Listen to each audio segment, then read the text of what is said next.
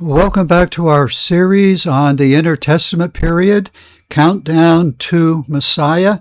I'm Dick Baker, your teacher, and I'm welcoming you back. We have divided this entire study into three major areas. The first one is all about the imperialists. These are the four empires of Daniel's vision, the big tall statue, Babylon, the Persian Mede, the Greek, and the Roman empires. And these kings that ruled were dreamers, and they were daring individuals. They built great empires, incredible buildings, infrastructure into their empires, immaculate things that they accomplished. And so that's what we're looking at. And today, well, we're going to be looking at the divide of the Greek Empire after Alexander died. It went from one empire to four. It was divided up into his four generals. So let's get right into this if we could. The Greek Empire lasted basically from 333 to 198 BC. This entire time falls in to the silent years, the intertestament period. And so that makes this very unique in all of the things that happen and that they go on. Now, the Babylonians were used by God to discipline and to punish Israel for her sins, and they were immense. When we get to the Persian Empire, God used the Persian Empire to get his people back to Jerusalem, back into the Holy Land. And thus the temple gets built. There's all sorts of good things happening. There's people going back. Now with the Greeks, God uses them to establish the Greek language, both spoken and written. So I've already mentioned to you about Alexander the Great, an incredible leader to a little over 10 years, conquering all the land that he did. He died young. Secondly, we looked at the Hellenes, and this was the culture of the arts, of the muses, of all of the musics, the sculpturings, and the arts of the gods and goddesses. And they were immense. And we looked at them, and this permeated all throughout the empire, including Israel and Egypt were heavily into this. And so there were Jews that would believe in Jehovah God or just was neutral with it, but they would be sucked into this culture thinking, well, we can do this and do this at the same time, when you really can't. And so here's the four empires that they were divided up among these four. They got together and did that. What we need to do is, if you will go back to that list, and I will, you see the Ptolemy and the Seleucus. Those are the first two. The other two are rather small and do not affect God's people that we're aware of. But it is these two that sort of use Israel oftentimes as a ping pong ball. So first of all, how do you pronounce these two empires, these two generals? Well, here it is. Ptolemy is the first one, and Seleucus. And I occasionally, even while I teach, will mispronounce them because I tend to grew up with learning to say that the Ptolemies, but it is Ptolemy and Seleucus, like we're selling something. They had the empires, and if you look at it, I have the big blue arrows with them. They had the northern kingdom, is what we will learn to call that. And then we'll be looking down, look at Egypt and a little bit up on the Mediterranean and the island. Those are the Ptolemies. The Seleucuses have the big, giant, lighter green area. But if you look, there's a line where they meet, and right below it's Tyre. And if you go along the Mediterranean south all the way down to like where the Red Sea is, you pretty much, that's Israel's down in there. And when Ptolemy wanted to fight, or the Seleucus they'd bring their armies. They have to go through Israel. They'd have to go through the Promised Land. And very rarely was it that a peaceable thing. That oftentimes Israel, Jerusalem would be caught right in the middle of it. And that really made it tough.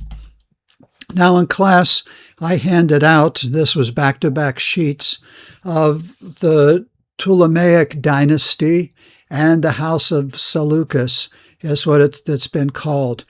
I want to tell you up front that within the last couple of years, I taught the class. We spent the time that we needed in the book of Daniel. And if you're familiar with Daniel somewhat, you know that chapter 11 is loaded with over 100 prophecies that he gives. Most of them have to do with these two houses right here, these two dynasties. And there'll just be a verse of this person doing this, and the second verse will say maybe what became of it. But I would encourage you, I am not taking the time to spend an hour or 2 hours of teaching this when I already have it. And I would encourage you, go find my series on Daniel, and you can do that. I'm going to hit the heavy hitters in this because we have to move on in my class, and I have a 12-week slot allotted to get all of this in. So we'll be coming up to some of these. When I taught this to the other class, I combined both of them, just sort of made it look alike, and I'd use a lot of arrows that the Ptolemy's, let's say Ptolemy IV, and have an heir to him is doing this, and over here the equivalent is going on. So let's look at the Ptolemies. And they were involved, mainly their territory was Egypt, Northern Africa, Israel. And Alexandria was the capital. This is their family tree. And if you look down through it, you'll see there's a lot of Ptolemies. First, second, third, fourth, fifth, sixth, seventh, eighth, into there's a lot of Cleopatras. You say, wait, which one's the Cleopatra that we know about that took an asp snake in her hand and it bit her and killed her? It's Cleopatra the seventh down there in the lower right. You can see Mark Antony there and Julius Caesar. So let's get right into the teaching and get going. Do you see Alexandria right there? Okay, and then there's Jerusalem. It's sort of covered up by that blue arrow. And Antioch is the capital of the Seleucus Empire. So you have Alexandria, the capital of the Ptolemies, and the Seleucus is Antioch up there. All right, under them, religious freedom was granted, was allowed within the growth of Hellenism. Keep in mind now that the Ptolemies were very heavily into Hellenism. In fact, it came out of here. And so this is the hotbed of it.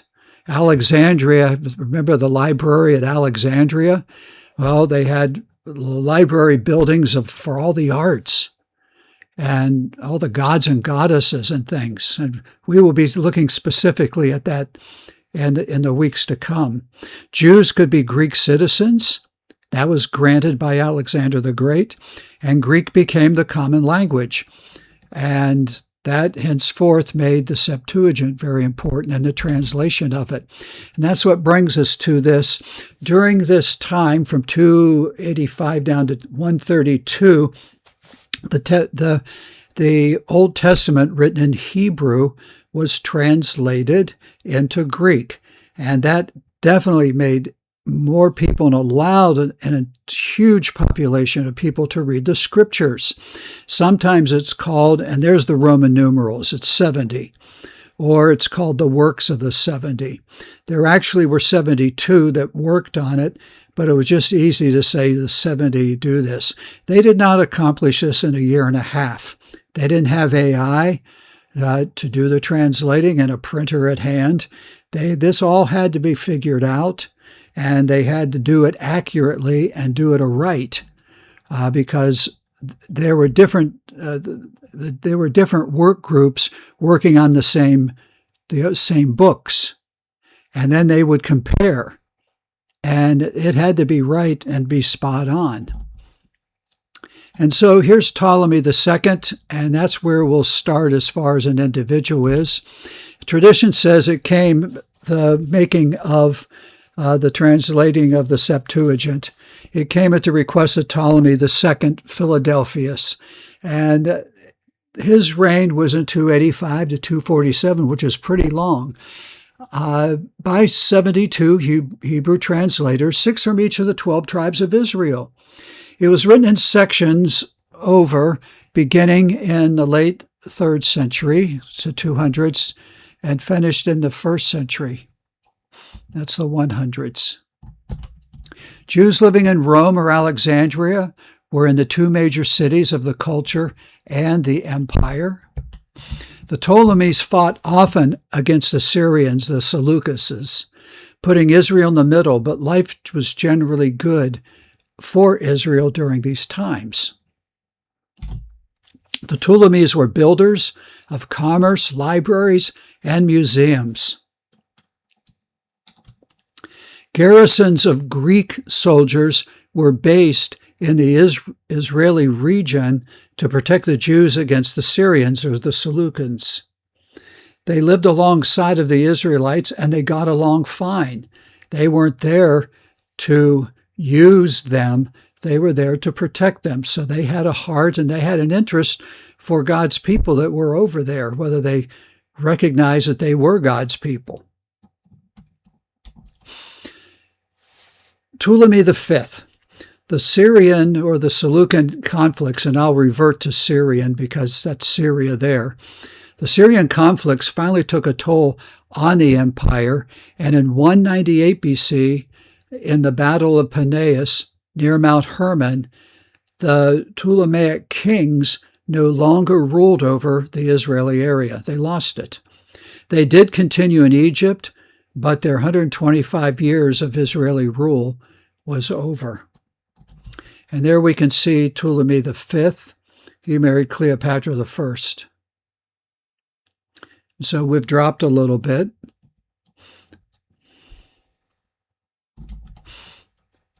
If I can take you to northern Holy Land, you see the Sea of Galilee in the middle, and you see the blue arrow up at Mount Hermon. This is up in the area where this battle took place. And there's Tyre over to the left. So if you remember the general map of both of the empires, you know that the line is just north of Mount Hermon, where this battle was fought. But it was fought in Israel. And the Ptolemies lost that and lost control here. And the Seleucids moved in to administer. Here's Mount Hermon. It's gorgeous, to say the least. So if we look at the Seleucid Empire, they mainly had what is Syria and Iran and Iraq. We'd call it to that today, and I'm going to show you a map very shortly.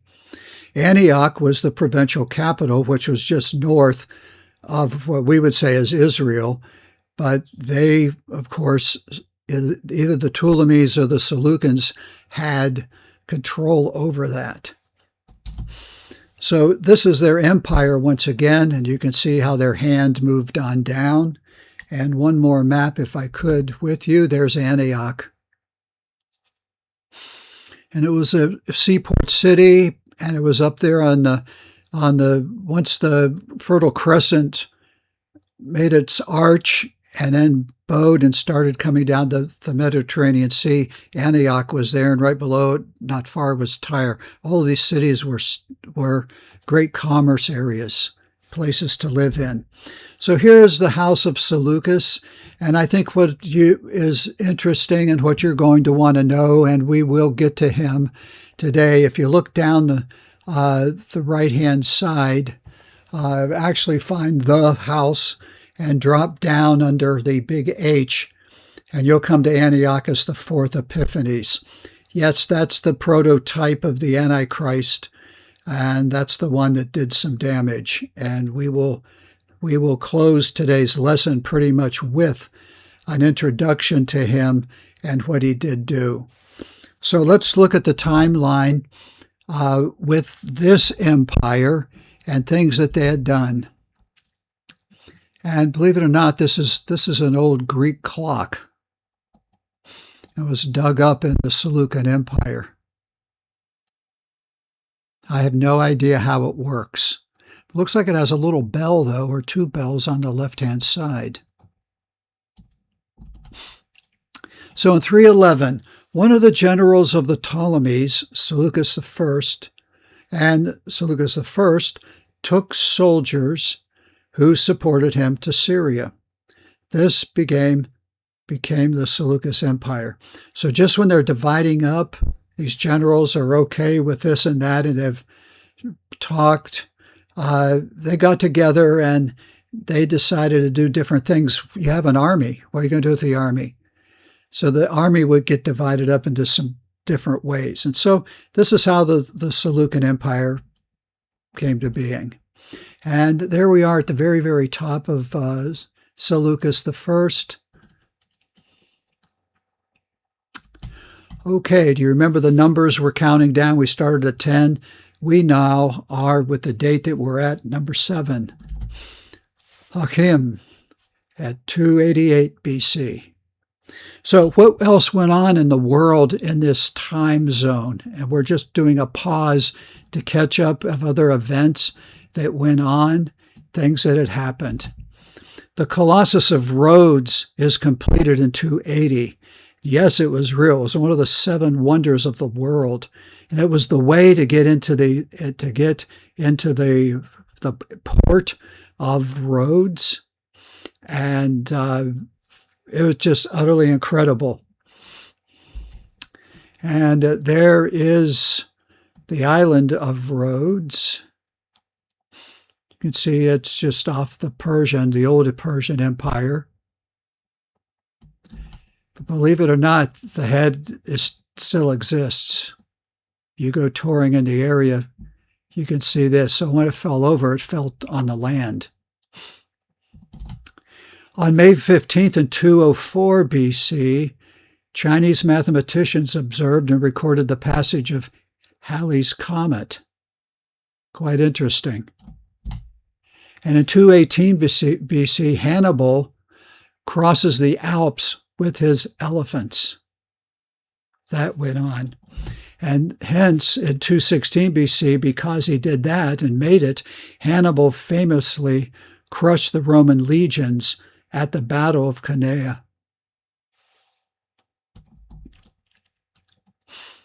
So when you think of the Alps that he crossed, for years I thought it was like where Switzerland was. The really, really, really, really big ones. These are really, really big ones. And it was the Italian Alps, is what we would call it now.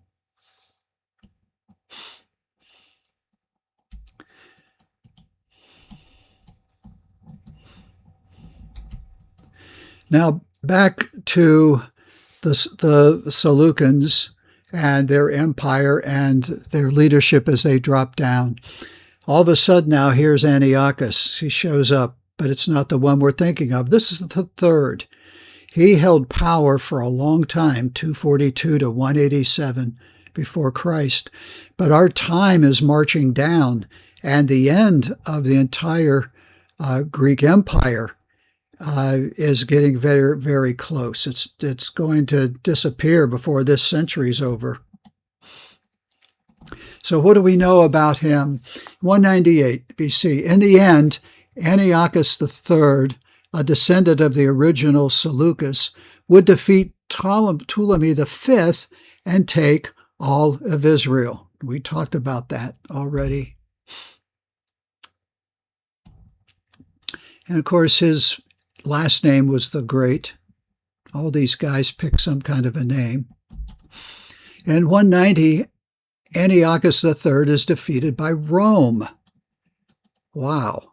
Okay, so all of a sudden Rome is coming into the factor. Do you remember we first looked at the Ptolemies and I mentioned that there was Alexandria and Rome, and they were the hotbeds for Hellenism. So they were very pro Egypt and the Ptolemies and their reign, and some of the land that the Ptolemies had up on the Mediterranean was rubbed right up against Italy. It was right in the region. So this was very, very important. So Antiochus gets defeated by Rome. The Syrians wanted Israel for 3 reasons. The Seleucids wanted that and wanted to take Israel, which they took them. But here are the reasons now, because we're looking on the conqueror's side. 1, there was rich timber and minerals in Israel, and then on up to Tyre, up in that northern area. Number 2, Israel served as a buffer between Syria and Egypt. It really did, because they didn't like each other. But Israel's in between. But you remember I told you sometimes they would take out their hatred on Israel and their anger. Number 3, Israel could serve as a staging area to attack Egypt. And that's how the Seleucids looked at Israel. And they said, if we want to go down and get rich Egypt, and Egypt was great wealth. Remember Alexandria and the library that's there? This was a major commerce center, educational center of the known world. It was immense. And so if they wanted to attack and try to take Egypt, they felt that, hey, we can move our armies right down there onto their edge, and we're not far away when we get down near their border. But usually when that kind of thought takes a reality, there's spies that are always on the lookout as who's coming, and they have plenty of days warning before they're going to show up. All right, so I've circled that area that they thought, well, we can get right down into here. Jews were treated well, and religious freedom continued. Hellenism grew. Number 6 already. Eliad in 237 BC. If you don't know what I'm doing, I've not told anybody in my teaching and in these lessons. So my statement to you is try to figure it out. Secondly, when Antiochus III tried to expand west, he was defeated by Rome. Now here's more about that. He thought he could attack the Roman army and defeat them since they were small, because they were there sort of a buffer between Egypt and Syria. But he was wrong. He lost everything except Israel at this point. He's going to lose it. Antiochus III was now under the thumb of Rome. He had to obey their rules and pay their taxes because he lost. And Rome all of a sudden would be starting to move into the area. And the area would start to be becoming Roman. But that does not happen overnight. In order to pay the Romans, he had to do something. He had to levy very heavy taxes, and guess who he levied them on? Israel, the Jews. And what he did is he looted the temples. These would be of the pagans, and the Jewish temple and the Jewish synagogues. He raided them and took their temple taxes. The Jews had a temple tax that every adult male was to pay every year. And they, instead of going to the Jews, this all went to pay off the Romans. Not good relationship. And so all of a sudden now, the Jews are starting to become in bondage. As long as they paid the taxes, they were okay. But now there's really hard feelings against the house of Seleucid. Number 5, he was murdered. This is what happened. He was murdered while looting a temple. So it's just, we won't put up with this. All right, his son Seleucus would take his place. But because he was acting the same way, did the same thing, he was murdered also. They just didn't put up with it. And so if you look over here at the house of Seleucus, Look at where we are at. Do you see Seleucus III up there, and the second, the third, and here's the fourth? Do you happen to notice that Seleucus IV has a brother? Just go to the backside of the area and let your eyeballs grasp Antiochus IV Epiphanes. And so here comes some of those issues. By the way, the Great Wall of China was finished in 221 BC. So in comes Antiochus IV Epiphanes. He lived, but he didn't always have and could do everything he wanted from 215 to 164. He was a Hellenistic Greek king. He was sold out to Hellenism. The gods of the Greeks he worshipped greatly. And he was and had the title of king. Look at the coin and look at the picture of the statue, and they made a coin of him. That is an actual coin that has been found. Here I've put in, and I quit putting in red and white and blue arrows. I made black ones because this is disaster for God's people coming up here. And I have a number 5 for us to take a look at. Eleazar, 191 BC. All right, so here's what's going on. Number 1, as long as his sister, Laodice IV, held Ptolemaic government reigns in Egypt, there was peace between Syria and Egypt. So let's say this. He had a sister, Laodice, and she kept the Ptolemaic Egypt.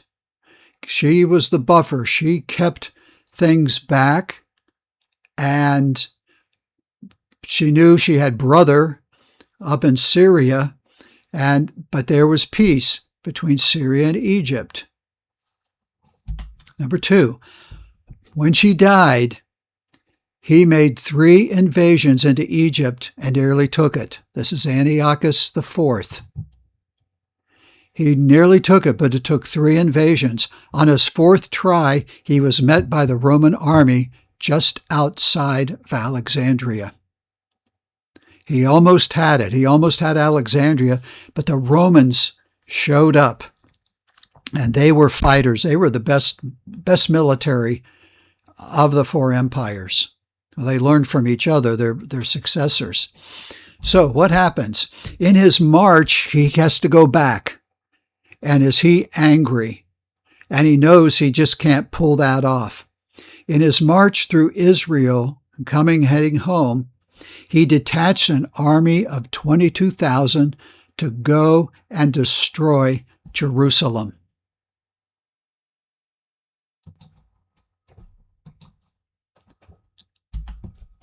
Upon his conquest on the Sabbath, he finished on the Sabbath. What happened? And here's what happened. And this is the tragedies of tragedies. They had killed 44,000 Jews. Antiochus Epiphanes plundered the temple, left it bare. Plundering means he took everything out of it. Anything sacred, anything just sitting around.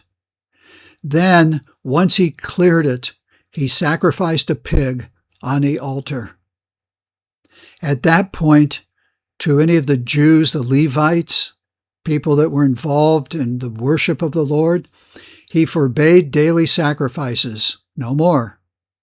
He destroyed city walls. He burned the finest buildings. He made a law and required the Jews to offer pigs each day as a sacrifice. So he second thought, and he says, I can have these daily sacrifices, but this time it's going to be a pig, like what I did. He banned circumcision, which was literally the evidence that a male was a Jew. He burned all books of the law, any of the scrolls he could find. whatever that was there, he burned them all, and he instituted Bacchus worship. Now, if you go to your charts of the Greek and the Roman gods, you'll see he was the god of wine, of drunkenness. So all of this came down in a matter of days, very quickly. Why? Because he didn't get his way, and he lost, and so he thought, I'll just take over Jerusalem and I'll make that mine, and they will pay a price. So if you're curious of the prophecies of where they were, Daniel 9 made this concerning Antiochus Epiphanes. He's in Daniel. Remember I told you in chapter 11 there's a lot, but Daniel was given this vision in 9. And of course it would carry over more later on. So I'm reading you chapter 9, verse 27. And he shall confirm the covenant with many for 1 week. And in the midst of the week, now this is the 7-year tribulation. These are years. 1 week is 7 years. And in the middle of the 7 years, remember Antichrist will break his treaty. He shall cause the sacrifice and the oblation to cease. So sacrifice to the Lord stops. And for the overspreading of abominations, he shall make it desolate, the abomination of desolation. This is a reference back to what we are looking at and what Antiochus Epiphanes did. Antiochus Epiphanes, this prophecy, so many prophecies have a shadow of it to confirm that. And Antiochus Epiphanes was exactly that. He was not Antichrist, but he would be considered a Antichrist. He didn't know Christ, but he was against the Lord and God's people. And this just shows this verse is fulfilled in Revelation, but the shadow of it and the preview of it is here with the Jews under Antiochus Epiphanes IV. And he says, the verse goes on, even until the consummation, and that determined shall be poured upon the desolate. Now go to Matthew 24, verse 15. And guess what? The disciples asked Jesus, could you tell us when you're coming back and the signs of him? And Jesus went into this in the Olivet Discourse. Jesus is speaking, when you therefore shall see the abomination of desolation. Okay, what Jesus was referring to, you already know what that is, because that's just happened to you not 200 years ago, closer to 150 with Antiochus Epiphanes. But there's going to be the real McCoy, and it's spoken of by Daniel the prophet. Stand in the holy place. He says, go. What will happen? The abomination will stand in a holy place. The Antichrist will do that, and he will break treaty with Israel, offer an ungodly sacrifice once again. Whosoever reads, let him understand. Isn't that interesting? The Lord says that. He puts that sort of just as a sidebar. He says, whoever reads this right now, get understanding of how the whole picture fits together. And do we understand that there is going to be a day come during the Great Tribulation that Antichrist will do this to God's people and to the temple? Here it is in Revelation. They worship the dragon, which they gave power unto the beast. They worship the beast, saying, who's like unto the beast? Who's able to make war with him? And there was given unto him a mouth speaking great things and blasphemies. This is Antichrist. And power was given unto him to continue 42 months. And he opened his mouth in blasphemy against God, to blaspheme his name and his tabernacle, and them that dwell in heaven. There's more in that section. I encourage you to pop into there and get to it. So number 5, he was more oppressive than any of his successors on the Jews. just outright terrible. He would auction off the office from that point on of high priest to the highest bidder, and he'd pocket the money. He'd take it. And so the priesthood and the priestly line was gone. And the high priest became one of a priest over the sacrificing of pigs and abominations. 7, Jews lost all religious freedom. To serve the Lord would cost them their lives. If they found out that somewhere in a synagogue somewhere they were worshiping, it would cost them their lives. They'd be killed. Only the pagan gods could be worshipped. Antiochus had support from the Sadducees, and all of a sudden here they enter in. Here they come. So here are the Sadducees. Why would they support someone like this? Well, one, they had no idea who Jehovah's God was. Never. But they wanted to control the temple. They wanted to have the religion and the power of religion over the people, over the Jews. They wanted to control it. The Pharisees, the Zealots, and the Essenes were the powerful opposition and very bullheaded. And they were around too. The Essenes were out with Qumran. And you'll find the Pharisees and the Zealots were right there in Jerusalem. And so we're again to another one of these because of this, and all this is happening.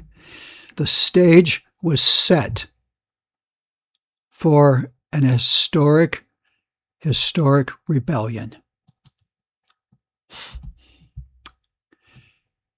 167 before Christ, 10 miles north of Jerusalem, 10 miles north of all this going on, in the village of Modin. And believe it or not, that's where I'm going to leave you hanging, although I've just taken you to Modin and the archaeological digs that have happened right there, and you could look at that today. It was a small village even at that time. However, if you go down the road a little bit, here's Modin. And notice it just says Modin Maccabeum Reuet. It's over the site, over that area.